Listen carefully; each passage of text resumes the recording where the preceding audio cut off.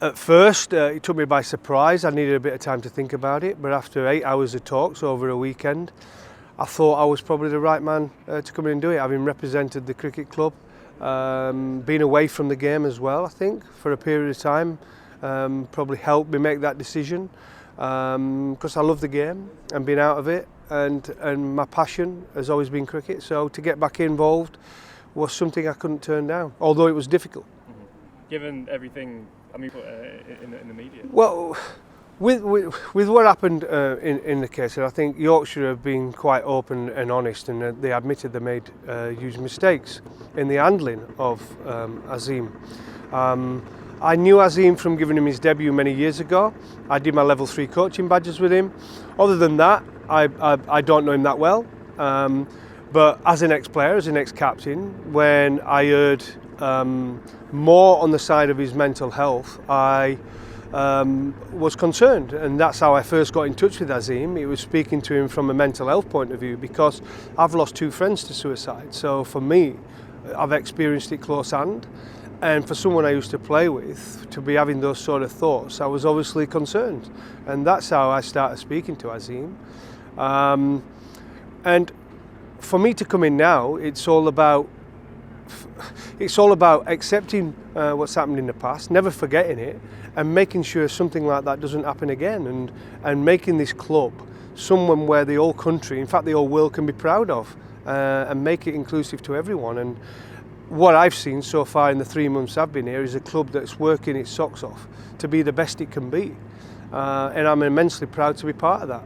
It's beginning, do you think? Well, I think that says a lot. The members have been brilliant since I came in January. They really have. I think they bought into everything we're trying to do, and everything we're trying to get this cricket club to buy into, to make us a better club.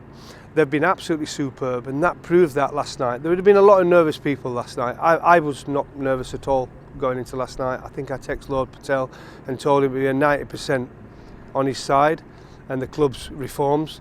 He wasn't so sure, but I think it got proven last night. I over-egged it. I think it was 85%. So that was pretty relieved to get that, and now we can move forward. It's a terrific effort. All the members have been supportive, and we got Test cricket here now. We got new sponsors in and around Headingley, and it's fantastic to see. You've spoken about... No. Listen, it takes time, and like I said, people are going to make mistakes along the way. I mean, it's human nature, and it's about, we've already got a special group of players. They've been fantastic. They've been through a lot as individuals. We've got good coaches on board now, experienced coaches who understand what it's like to be in and around a dressing room. We've got a new board that's coming in place, and it's just about being professional from the very top, and all communicating with each other and addressing problems immediately when they arise. And that is part of it. And if we can do that, the club will move forward very quickly. So what is your example? Like to...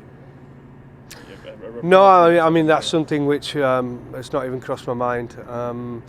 Azim, as you've seen, he's said his bit, the club have said their bit. There's a healing process that needs to be done on all parts. I wish Azim all the best in his future. I know it's been difficult for him, as well as difficult for everybody that's been involved in Yorkshire as well, including the people that have lost their jobs, because on a human level I had huge empathy for them. But that decision was nothing to do with me. I've come in, and my job is to purely to try and rebuild a great cricket club with new staff, with new new coaches, new overseas players, new medical staff, and I've really enjoyed that role. And for me now, it's about moving forward and helping this club hopefully get some success over the next few years. Can I just ask about Garry? Yes, he's still a Yorkshire player, but all our last with Garry at the minute is he's off with his mental health. I think it's quite obvious he's struggled with that in the past as well, and I think the best thing where I can ask as director of cricket is, but people give him that space, give him his privacy. It's a very difficult time for him, and all I can say from someone who's director of cricket is, but we will support him in any way possible to hopefully one day this season, hopefully sometime this season, he can represent Yorkshire again. But